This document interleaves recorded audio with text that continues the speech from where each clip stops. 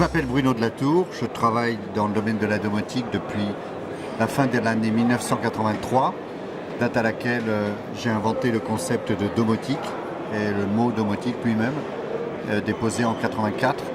Et en 84, j'ai créé l'association pour les maisons du futur, APMF, qui a lancé le courant domotique en France. Je suis journaliste et je fais de la veille technologique, j'édite des journaux, des guides et des annuaires. Et je préside l'agence Connecticut, une agence de communication de l'innovation. Il se passe beaucoup de choses, mais le marché a beaucoup de difficultés à décoller parce que c'est un marché extrêmement difficile à appréhender. Il faut avoir une vision horizontale et non pas verticale de cette activité, de ce marché, de ce secteur d'activité.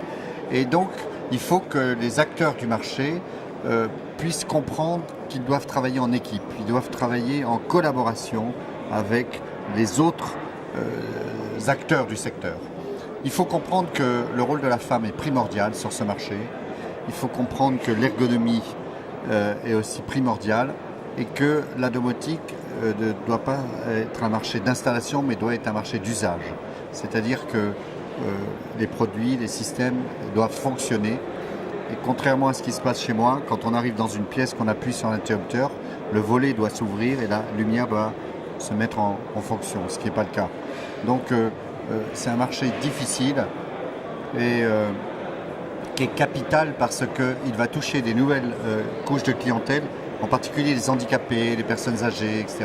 Et donc il va se développer par ces niches-là. Les usages primordiaux, c'est que les produits doivent correspondre à la vie des gens, quoi. Si vous mettez un détecteur de fuite d'eau sur le sol et qu'il empêche de passer l'aspirateur ou il empêche la personne d'approcher de l'évier, ça ne va pas fonctionner. Donc il faut vraiment tenir compte des usages et des habitudes de vie des gens. Donc pour ça, il faut que l'installateur soit vraiment quelqu'un qui veille de près aux attentes, même non dites, de son client. À partir du moment où on a une domotique qui fonctionne chez soi, on ne peut absolument plus s'en passer, quoi. Parce qu'on peut à distance déclencher le chauffage. Et donc quand on arrive, au lieu d'aller passer une nuit à l'hôtel, comme certaines personnes que je connais dans leur chalet de montagne, ils ont la possibilité avec la domotique, quand ils arrivent, d'avoir une température un petit peu confortable, quoi. Et puis donc la commande à distance, ce que j'appelle moi l'habitat interactif. J'ai créé un mouvement il y a 10 ans qui s'appelle Habitat interactif. Donc je pense que l'interactivité de la domotique est très importante. Ensuite, il y a évidemment les grandes fonctions de sécurité, de gestion de l'énergie et les automatismes qui sont liés aux fonctions de confort. Donc voilà en gros les grands secteurs. Il faut que la domotique fasse la démonstration très probante de son efficacité. Si vous divisez une facture d'électricité par 2, la domotique devient indispensable. Si vous évitez un cambriolage, la domotique devient indispensable. Donc voilà, il faut prouver que c'est bon. Les nouveaux acteurs sont des gens qui viennent souvent d'Asie. On les voit au salon ELEC Interclimat aujourd'hui. Un des géants de l'électronique japonaise vient de lancer une offre très importante. Les Coréens vont arriver aussi, viennent de créer un mouvement autour de la domotique en s'associant, les 5 plus grands Coréens.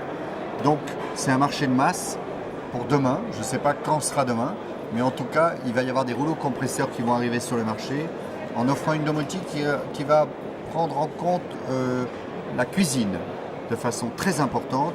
Et l'autre pôle, c'est l'audio-vidéo. Voilà, alors eux, c'est leur vision. La cuisine et l'audio-vidéo. Et un peu, sans oublier un peu la gestion de l'énergie. Mais bon. La cuisine intelligente, c'est génial parce que quand vous êtes dans un supermarché, vous ne savez jamais ce qui vous manque. Et donc, quand le réfrigérateur peut envoyer la liste des produits qui manquent sur votre tablette ou sur votre smartphone, vous n'avez plus de problème de chercher le papier, dans quelle poche il est et tout, ce que j'arrive jamais à faire.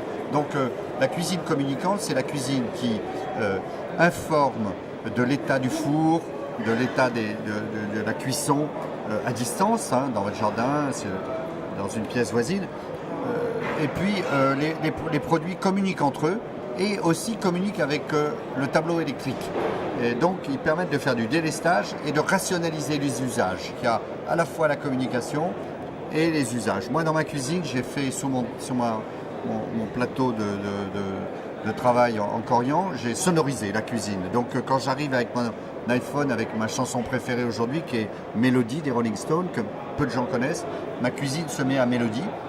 Quand je quitte la cuisine et dans ma voiture de location, je n'ai pas de voiture, donc j'entends Mélodie, et après dans le jardin, mes enceintes aussi continuent à me diffuser ma mélodie. Donc voilà, donc la cuisine c'est un lieu de vie, c'est un lieu de charme, c'est un lieu de séduction, c'est le lieu des femmes, et la domotique, elle est dirigée par les femmes. La colonne vertébrale de la domotique, c'est la femme.